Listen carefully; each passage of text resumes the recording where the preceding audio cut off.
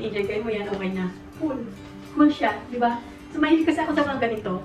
As in white and plus size na mga cardigans na kapag ka nag-aapura ka, isang ganyan mo lang, pwede na. So, yun. Tapos, meron siyang coat, like this. So, pang-formal lang siya. Style. Pwede mo magamit kung sakaling maulan or mainit ang panahon or malamig. So, pwede siya magamit. So, yun, guys. Napaka-cool niya. As in. And napaka-comfortable siyang gamitin. And yun. I hope na nag-enjoy kayo sa video nito. And don't forget to subscribe and click the notification bell para updated po kayo sa lahat ng videos pa i-upload ko. So, pwede siyang gamitin.